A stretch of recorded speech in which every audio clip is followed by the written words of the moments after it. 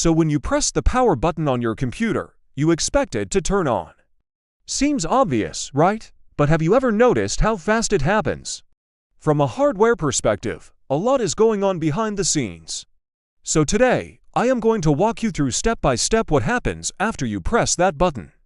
Before we dive in, I just want to say thanks for being awesome. Now let's go. Step 1. Power on. When you press your computer's power button, the first thing that happens is the power supply unit, or PSU, sends out a surge of electricity to every component.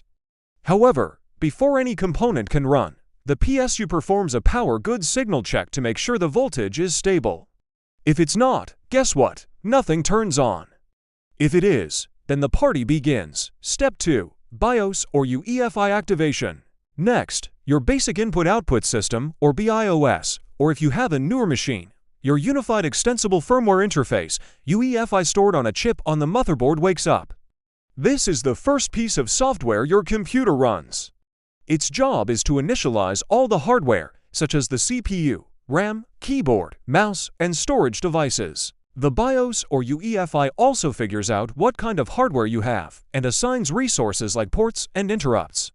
Once it's done with that, it passes control over to the next step. Step 3. Post, power on self-test. The BIOS then performs a power on self-test or post to make sure everything is working. The CPU checks its cache, the RAM is tested for errors, and the graphics card initializes. You may also hear beep codes or see error messages during this stage if something isn't right. If everything checks out, the post is complete and the BIOS hands over control to the next step. Step 4. Bootloader search. Now the BIOS starts looking for a bootable device.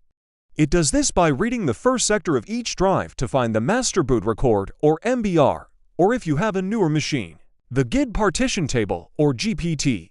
These contain information about where the operating system is stored, so the BIOS knows where to get it from. Once it finds the drive with the installed OS, the BIOS reads the bootloader and hands control over to it. Step 5. Bootloader execution. In this step, the bootloader takes over. Depending on what operating system you're running, this could be the Windows Boot Manager or the Grand Unified Bootloader, or GRUB if you're reusing Linux. The bootloader then loads essential files into memory to prepare the operating system. For example, the Windows Boot Manager reads the first few megabytes of the Windows installation and copies them into random access memory, or RAM. It also sets up data structures and variables to help the kernel load later. Once it's done, the bootloader passes control to the next step. Step 6. Kernel loading.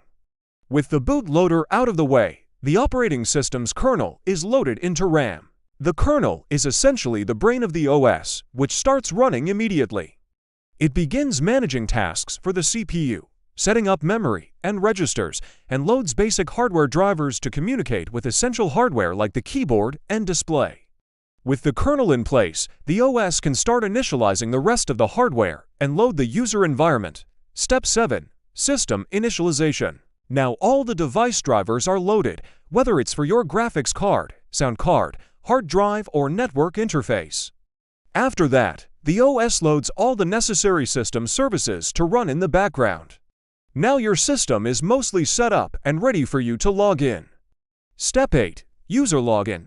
Here you see the login screen of the operating system, be it Windows, Mac OS, or something else. The system is now waiting for you to type in your credentials so it can move on to the next step.